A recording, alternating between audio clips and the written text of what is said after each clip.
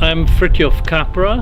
Hello everyone, I'm Dr. Michael Cornwall. So my name is Petra Pijpaard. So I'm Will Hall. I'm James Norwood.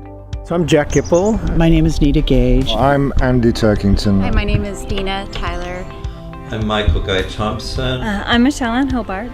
I'm Connor Tyndall. I'm a physicist and systems theorist, and for the last 30 years or so I've developed a synthesis of a new systemic understanding of life.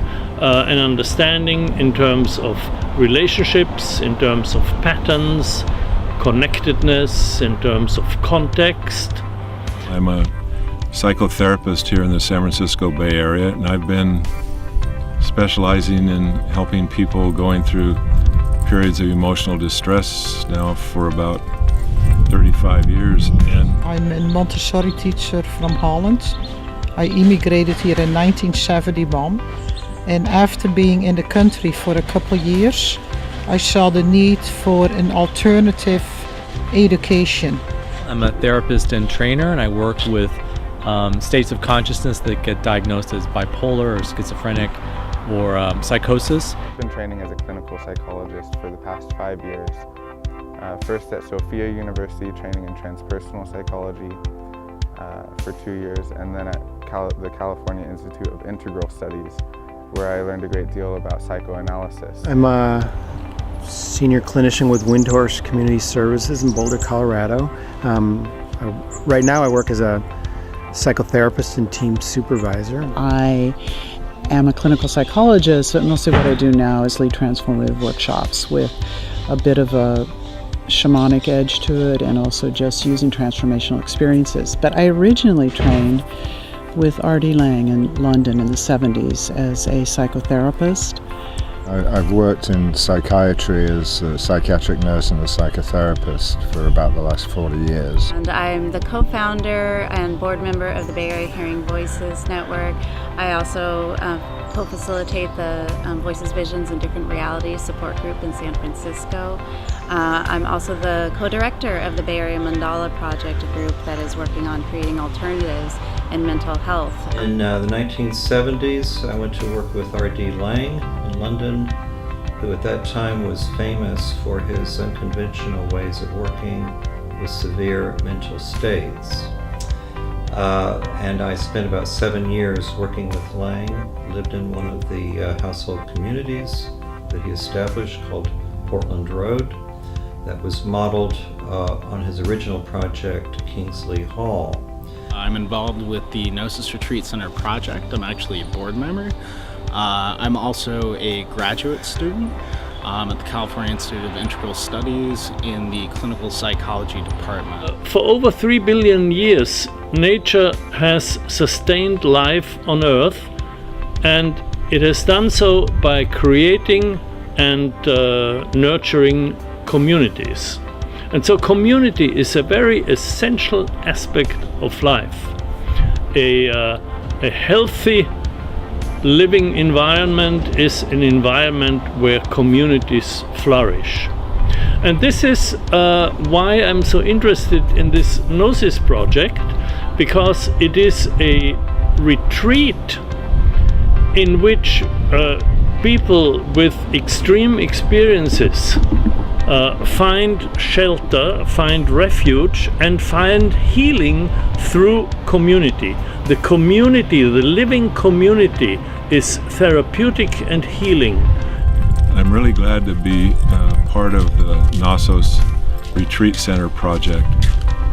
It's something that so many people need and often can't find a safe place, a caring environment where they can be themselves and be with others who are very supportive. So I just wanted to say how glad I am that this project's starting, and I look forward to the day when the doors are open and people can go and be in a safe haven.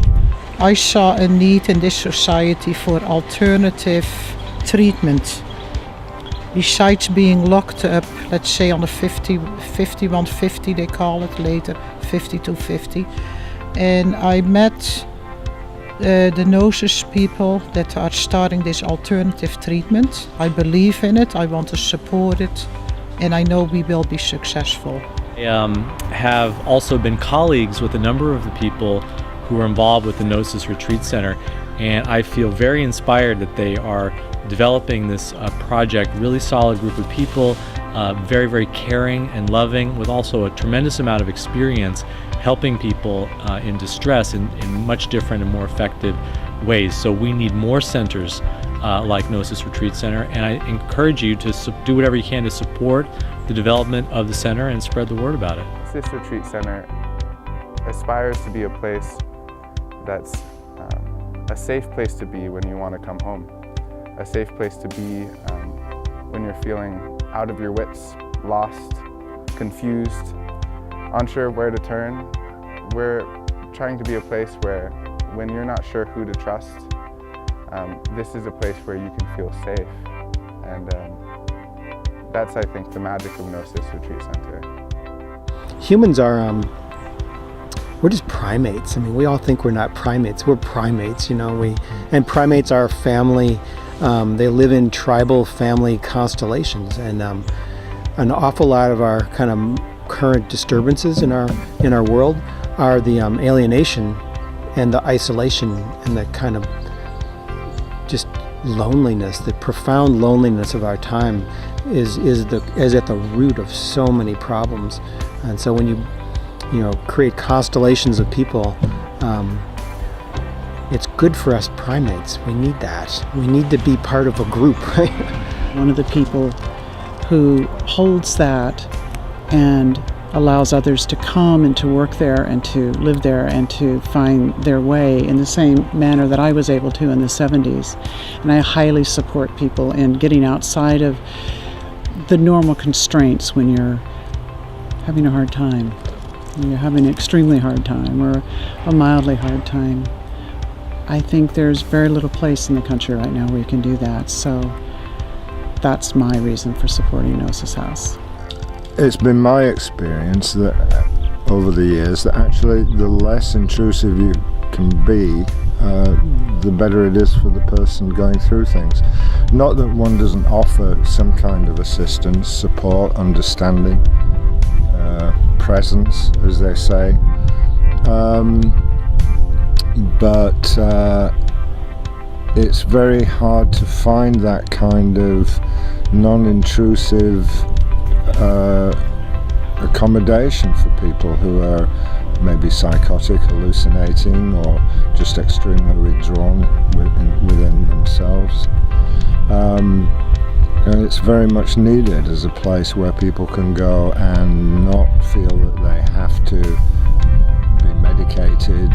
There's such a great need to have a retreat center like this for people that are struggling. I work with people every day that are going through what has been labeled as psychosis, and often people need a place to get out of their current situation and need a place that is healing, where they can find a sense of community and just have a connection with other human beings, form these relationships that are truly the most healing thing for them. So remarkable about this project was that it did not use conventional psychiatric treatment for people that were typically diagnosed as schizophrenic or bipolar or other kinds of psychotic conditions. Instead, it was simply a residential household that was set up where people could live together without predefined roles, without any kind of ostensible treatment taking place. And yet, this environment produced a healing experience for the people living there.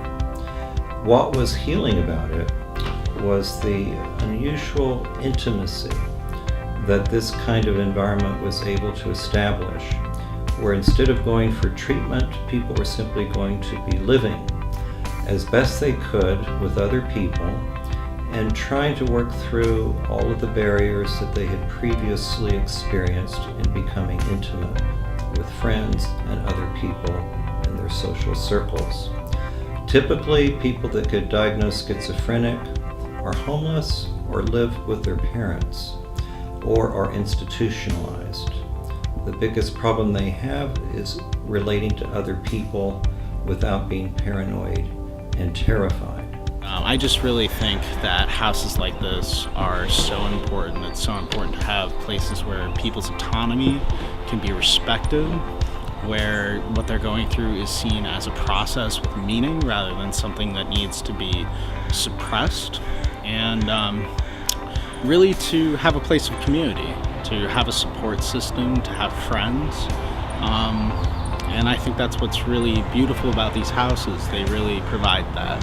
To know that there are options or alternatives with the way that these extreme states are held is really hopeful to me.